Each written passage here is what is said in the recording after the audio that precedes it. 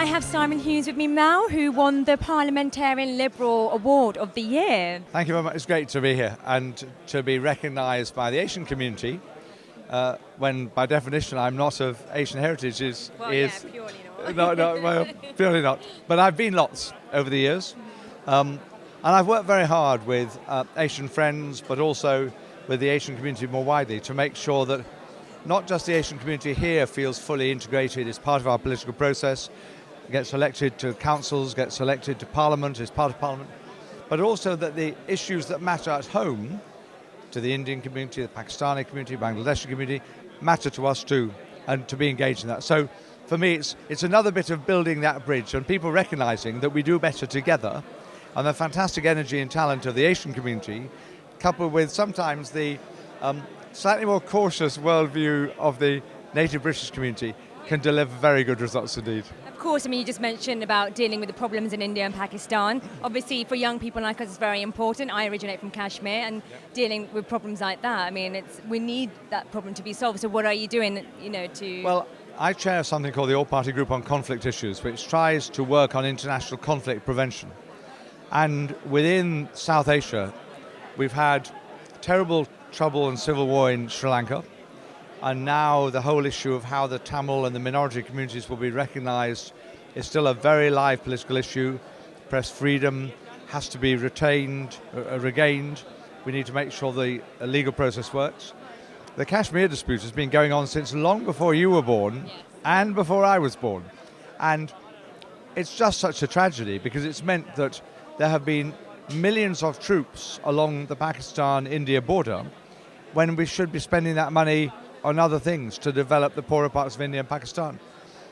Countries like Bangladesh are really threatened by the climate crisis, and we have to make sure that we prevent the crisis worsening, otherwise there will be millions of people displaced, homeless or worse. So they are real challenges, but I don't believe any of them are impossible. I'm an optimist by nature. We have to be really committed, and we can't ever allow the rulers of countries to say this can't be done.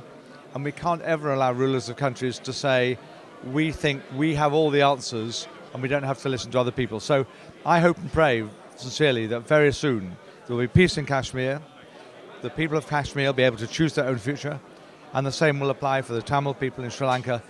So we could have a South Asia that's not only a tiger in economic terms, but a lamb in peace terms.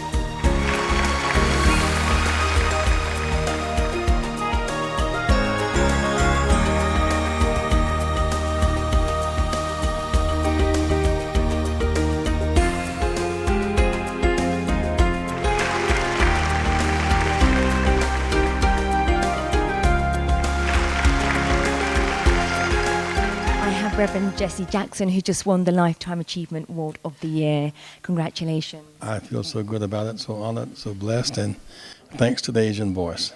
Well, you should be very pleased because your hard work, I mean, it must be amazing to receive this award today. Well, a lot of support across the years, whether working to change laws in America to break down barriers, bringing people home from foreign jails who are in prison for political reasons, walking in London with Archbishop Huddleston to free Nelson Mandela, seeking to stop the war in Iraq before it got started right here in London. And so it's been a good ride, and I am grateful for the honor tonight. And you've obviously done a lot of work over this years. How important is it with the Asian communities in America at the moment with the recent problems? That's what's such a biggie, is that as we recalibrate the world out of the eyes of the people of the world, it's not just quote-unquote Western civilization. Half of all human beings are Asian, half of them are Chinese. There are 1.5 billion people in India, twice more than the U.S. and the Russian republics combined. That's the real world. And so in the new emerging Europe, it's becoming more diverse, more rainbow, because people who were once colonized are now coming here not as immigrants, but as neighbors and as residents who are writing and thinking and creating and teaching and making contributions. So that in this new world order, we must simply, as I often say, go beyond learning to survive apart, to learn to live together and to share culture and share language and share hopes and dreams. I agree with you, and you're an inspiration to many young people, I'm sure. And what message do you have for them who are watching? Is that where there's life, there's hope.